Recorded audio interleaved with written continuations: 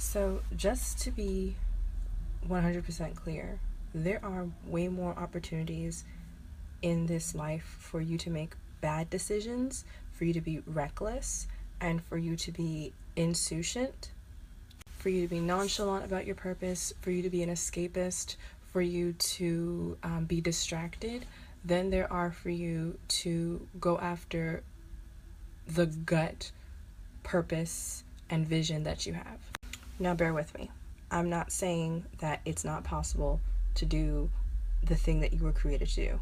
What I am saying is that it's going to take way more of a different type of work to get there.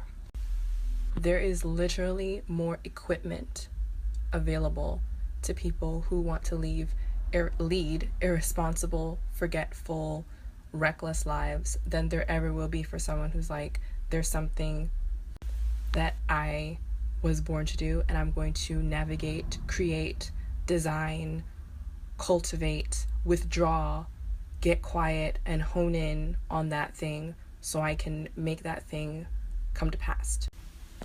Our world, our society, our culture does not support people who are unconventional. And yeah. Right now, everyone is like, oh my gosh, I'm so inclusive. Oh my gosh, I'm so this. Oh my gosh, I like black women. Oh my goodness, I'm just into the gender fluidity and all that stuff.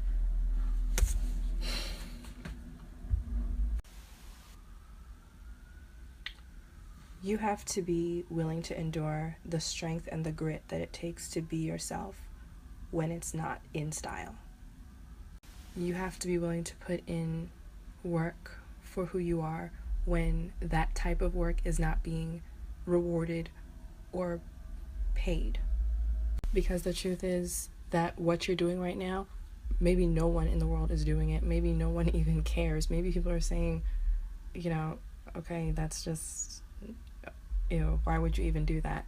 You have to stay true to what you see. You have to understand that our society, as much as it likes the look of a free thinker, does not want free thinkers. As much as it likes the look of someone who is multidimensional in their way of approaching life, they do not want that. They want you to be able to fit into one particular mold.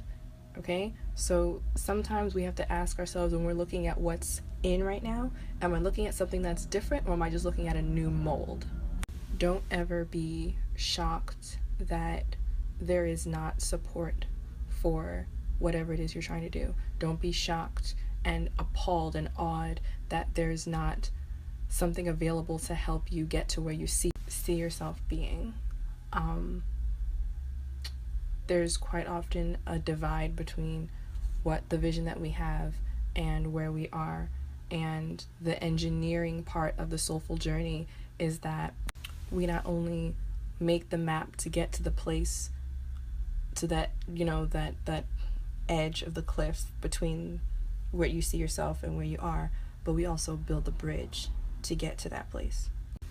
And the rest of that journey is finding all of the materials and the structures and the know-how and the tools that you need to build that bridge. They will very, very rarely be given to you, whether it's in the form of inspiration, whether it's in the form of mentorship, whether it's in the form of articles and books, or a click, or a coterie, or a bunch of followers on social media. The journey to find out how to build the structure to take you from where you are to where you see yourself is yours. And you don't want it to belong to anyone else. You don't want to sit around, this is strong language, whoring yourself out to anyone who will help you with the idea that maybe this will bring you closer to what you're seeing. They can't see what you see. They haven't caught the vision for what you've caught the vision for. And when you put your vision to the side and start left and right thinking, oh, if I go over here with this and I let this person have a piece of this and I let so-and-so sponsor me for this and I let this, you'll get success, you'll get attention, but will you get that thing that you saw?